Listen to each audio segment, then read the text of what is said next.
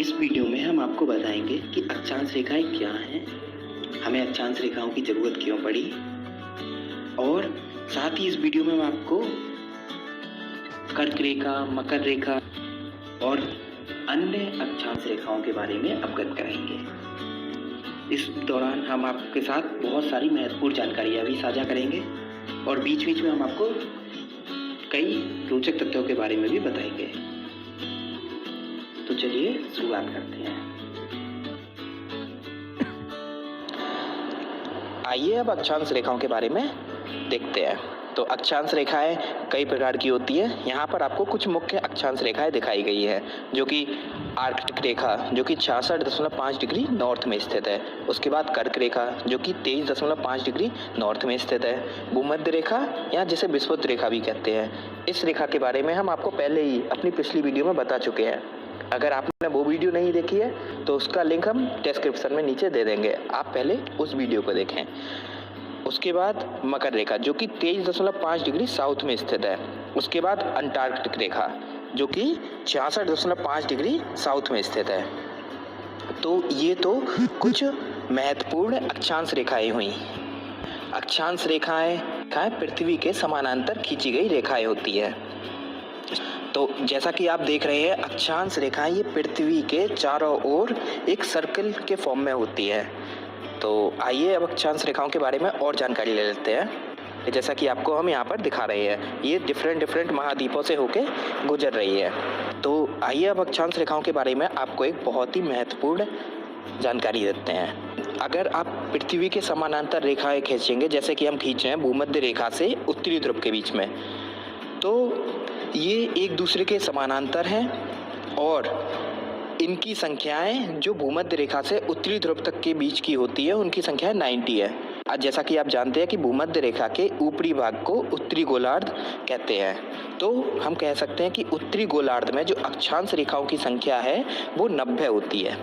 और जैसा कि आप देख रहे हैं, ये पृथ्वी के चारों तरफ फैली हुई हैं। आइए अब देखते हैं कि भूमध्य रेखा से नीचे दक्षिणी ध्रुव के बीच में रेखाओं की संख्या। जी हाँ, भूमध्य रेखा से दक्षिणी ध्रुव के बीच में रेखाओं की संख्या है वो भी 90 ही होती है। तो इस प्रकार हमारी जो टोटल अक्षांश रेखाओं की संख्या है वो 90 उत्तरी गोलार्ध में प्लस 90 दक्षिणी गोलार्ध में प्लस 1 जो भूमध्य रेखा है, यानी 90 + 90 + 1 = 181 रेखाओं की संख्या हो गई। तो जैसा कि आपको दिखाया जा रहा है, ये पृथ्वी के चारों तरफ खींची गई हैं। और जैसे आपको अगर हम देखें दक्षिणी ध्रुव पर भी, तो ये दक्षिणी ध्रुव पर भी चारों तरफ को खींची गई हैं। आइए अब अक्षांश रेखाओं से जुड़ा एक और महत्वपूर्ण तथ्य जान लेते हैं। किसी भी पारस्परिक दो अक्षांश रेखाओं के बीच की दूरी 111 किलोमीटर होती है, यानी 69 माइल्स के बराबर होती है। कोई भी अगर हम दो रेखाएं ले, जैसे ये वाली, इसमें 111 किलोमीटर है। अगर नीचे भी ले तो कोई सी भी अगर हम दो अक्षांश रेखाएं लेते हैं तो उनकी बीच की दूरी 111 किलोमीटर होती है। तो अब तक हमने अक्षांश रेखाओं के बारे में देखा और अक्षांश रेखाओं से जुड़ी बहुत सारी महत्वपूर्ण जानकारियाँ भी देखी। अब आइए एक मुख्य अक्षांश रेखा के बारे में देखते हैं, जिसका नाम है कर्क रेखा। तो बहुत से दोस्तों ने अनुरोध किया कि कर्क रेखा तथा मकर रेखा पर भी वीडियो बनाई जाए, तो उनके लिए ये वीडियो बनाई गई है। इसमें मुख्यतः हम कर्क रेखा और मकर रेखा पर ध्यान देंगे। तो जैसा कि आप जानते हैं कि कर्क रेखा भारत से होकर गुजरती है। आइए देखते हैं कि कर्क रेखा और किन किन देशों से होकर गुजरती है। और आपको कोई भी शॉर्टकट ट्रिक्स याद करने की ज़रूरत नहीं है। अगर आप इसको एक बार देखोगे तो एक बार में ही आपको याद हो जाएगा। तो कर्क रेखा भारत के अलावा किन किन देशों से होकर गुजरती है, तो जैसा कि आप देख रहे हैं कि ये अफ्रीका महाद्वीप से होकर जाती है, फिर आगे उत्तरी अमेरिका महाद्वीप से होके जाती है, फिर आगे समुद्र से होती हुई वापस एशिया से होके जाती है। तो आइए वापस चलते हैं। तो वापस उत्तरी अमेरिका महाद्वीप की ये दो देशों से होके जाती है, मैक्सिको और बहामास। फिर उसके बाद ये अफ्रीका के 8 देशों से होके जाती है, जैसा कि आप देख रहे हैं, सहारा, मल्टीनिया, माली, अल्जीरिया, नाइजर, लीबिया, चाड, इजिप्ट। उसके बाद ये खाड़ी के देशों से होके जाती है, जो कि सऊदी अरेबिया, संयुक्त अरब अमीरात और ओमान है। उसके बाद ये एशिया से होके जाती है, तो एशिया में अपना भारत आ गया। उसके बाद बांग्लादेश से होके जा रही है ये, फिर उसके बाद म्यांमार से होके जा रही है, फिर चाइना, फिर उसके बाद ताइवान से होके समुद्र की तरफ को जाती है। तो अभी हमने आपको ओवरव्यू दिया कि ये कहाँ कहाँ से होके जाती है। आइए अब इसको डिटेल में देख लेते हैं जिससे कि हमें ये याद हो सके। तो जैसा कि आप देख पा रहे हैं, उत्तरी अमेरिका महाद्वीप से होके जाती है। तो उत्तरी अमेरिका महाद्वीप के ये 2 देशों से होके जाती है। पहला देश मैक्सिको और दूसरा बहामास। कितना इजी है इसको याद करना कि उत्तरी अमेरिका के 2 देशों से होके जाती है, एक मैक्सिको और दूसरा बहामास। फिर आगे देखते हैं कि ये और किन देशों से होके जाती है। तो आगे आता है अपना अफ्रीका। तो अफ्रीका के ये 8 देशों से होके जाती है। तो देखते हैं कि अफ्रीका के ये किन 8 देशों से होके जाती है। तो सबसे पहले आ गया अपना पश्चिमी सहारा। पश्चिमी सहारा, जैसा कि आपको पता है कि ये मोरक्को द्वारा इस पर दावा कर दिया गया है। उसके बाद ये मलितीनिया से होके गुजरती है। उसके बाद माली से होके गुजरती है। माली अपने पेड़ वाला माली नहीं, ये देश का नाम है माली। उसके बाद अल्जीरिया आपको याद रहेगा। फिर नाइजर, लीबिया और चांद वाला चांद नहीं है, ये चांद है, ध्यान से देखो। आपने सुना होगा नाइजर, ये देश का नाम है। फिर उसके बाद इजिप्ट के बारे में आपने सुना होगा कि हर चीज़ खुदाई में इजिप्ट में वगैरह में मिलती है। तो उसके बाद फिर हम देखते हैं, ये तो अफ्रीका के हमारे देश हो गए। फिर हम खाड़ी के 3 देशों पर भी ध्यान दे लेते हैं कि सऊदी अरेबिया, संयुक्त अरब अमीरात और ओमान, ये 3 देश हैं। आपको जैसा कि दिख रहा है कि संयुक्त अरब अमीरात जो है वो सऊदी अरेबिया से बहुत छोटा है, ऐसे ही ओमान भी सऊदी अरेबिया से बहुत छोटा है। तो इसका बहुत ज़्यादा पोर्शन सऊदी अरेबिया से होके जाता है। तो ये तो हो गई गल्फ कंट्रीज के बारे में। आइए अब देखते हैं कि एशिया में ये किन किन देशों से होके जाती है।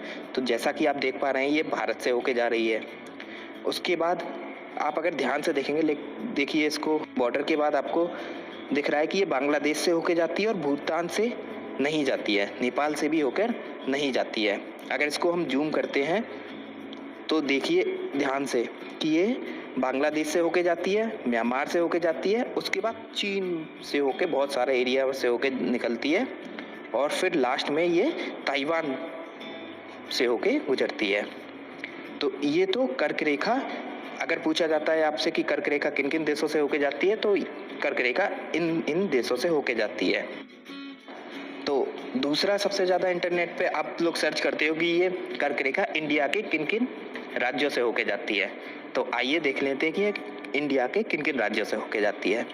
तो सबसे पहले ये गुजरात से होके गुजरती है। फिर उसके बाद गुजरात के बराबर में कौन सा राज्य है बड़ा? राजस्थान, ये उससे होके गुजरती है। राजस्थान के बराबर में कौन सा बड़ा प्रदेश है? मध्य प्रदेश, उससे होके गुजरती है। फिर ये छत्तीसगढ़ से थोड़ा सा छू कर निकलती है। उसके बाद ये झारखंड से होके जाती है। फिर पश्चिम बंगाल से होके जाती है। पश्चिम बंगाल के बाद ये बांग्लादेश आ जाता है। फिर बांग्लादेश के जब पार करेंगे तो उधर नॉर्थ ईस्ट के ये केवल 2 राज्यों से होके जाती है, जो कि एक त्रिपुरा है और दूसरा मिजोरम है। तो इंडिया के ये 8 राज्यों से होके जाती है। ठीक है, एक बार और देख लेते हैं। ये गुजरात से होके जाता है, राजस्थान से होके जाती है, मध्य प्रदेश, छत्तीसगढ़, झारखंड और वेस्ट बंगाल। उसके बाद त्रिपुरा और मिजोरम नॉर्थ ईस्ट के 2 राज्य हो गए। तो जैसा कि हम बार बार आपसे कह रहे हैं कि कर्क रेखा 23.5 डिग्री नॉर्थ में स्थित है। तो इसका क्या मतलब हुआ?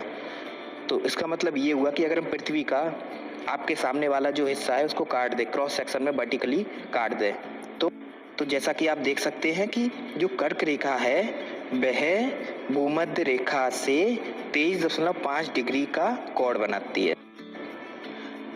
अगर हम भूमध्य रेखा को दोनों ओर से मिलाकर एक लाइन खींच दे जो कि सेंटर से होकर जाती है, तब कर्क रेखा उस पर 23.5 डिग्री का कोण बनाएगी। इसलिए हम कर्क रेखा को 23.5 डिग्री नॉर्थ में कहते हैं।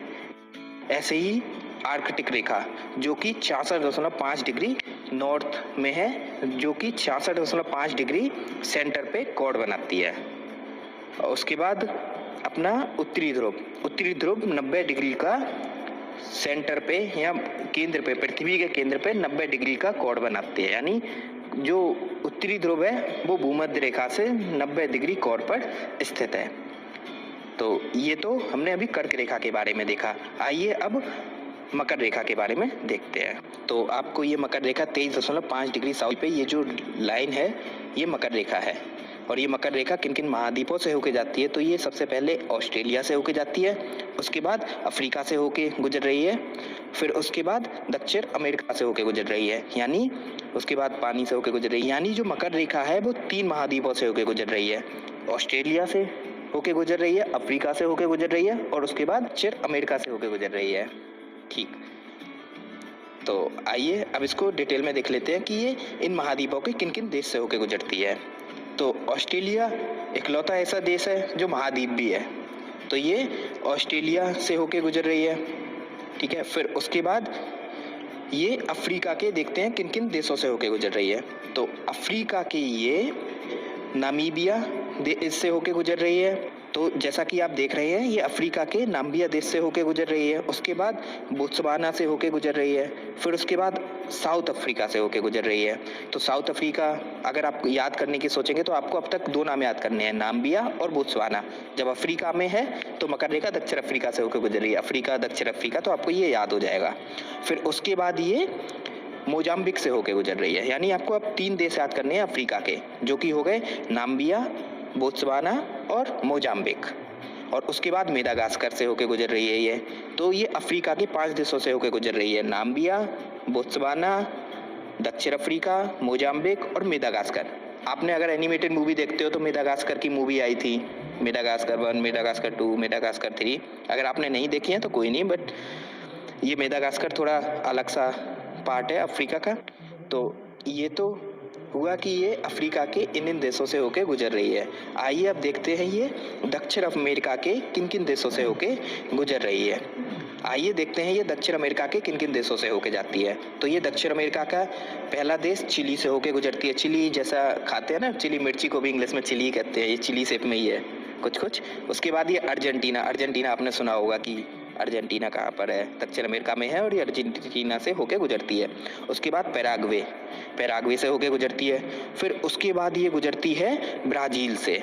ब्राज़ील के बारे में आपको एक और फैक्ट बताना चाहूँगा कि ब्राज़ील इकलौता ऐसा देश है जो मकर रेखा से भी होकर गुजरता है और भूमध्य रेखा से भी होकर गुजरता है। जैसा कि आप देख पा रहे हैं ये भूमध्य रेखा से भी होकर गुजर रहा है, जो कि लाल रंग की बनी हुई है, और ये नीचे मकर रेखा से भी होकर गुजर रहा है। तो ये तो अभी हमने मकर रेखा के बारे में बताया। अब आइए एक आपके सामने फैक्ट ला देते हैं कि हम मकर रेखा को 23.5 डिग्री साउथ में क्यों कहते हैं। अगर हम भूमध्य रेखा पर सीधी हॉरिजॉन्टल लाइन खींचे तो ये लाइन पृथ्वी के केंद्र पर उस पे 23.5 डिग्री का कोण बनाएगी, इसलिए इसको मकर रेखा कहते हैं, जो कि 23.5 डिग्री साउथ में है। उसके बाद अंटार्कटिक रेखा, अंटार्कटिक रेखा 66.5 डिग्री का केंद्र पर कोण बनाती है, इसलिए इसको 66.5 डिग्री रेखा भी कहते हैं। उसके बाद दक्षिणी ध्रुव, जो कि जैसा कि आप देख पा रहे हैं 90 डिग्री का कोण बनाता है। उसके बाद मैं आपको एक और फैक्ट बताना चाहूँगा कि जैसा कि आप देख रहे हैं कि हमने रेखाओं के रंग डिफरेंट रखे हैं, भिन्न भिन्न प्रकार की रेखाओं के रंग रखे गए हैं यहाँ पर। तो नीला रंग ये दर्शाता है कि नीले रंग के ऊपर, यानी आर्कटिक रेखा के ऊपर और अंटार्कटिक रेखा के नीचे बहुत ज़्यादा ठंडी पड़ती है, ठंडे प्रदेश है। उसके बाद कर्क रेखा का रंग हमने तो हल्का लाल रखा है, पीले जैसा रखा है, क्योंकि यहाँ पर दोनों तरीके के मौसम मिलते हैं, कर्क रेखा पर भी मकर रेखा पर भी। और जब हम भूमध्य रेखा पर आते हैं तो इसका रंग हमने लाल रखा है। ये दर्शाता है कि यहाँ पर गर्मी बहुत ज़्यादा पड़ती है। अगर आप ये वीडियो एक बार और देखेंगे तो आपको विजुलाइज हो जाएगा, अच्छे से याद हो जाएगा। अपना कीमती सुझाव कमेंट बॉक्स में जरूर दें। ये हमारे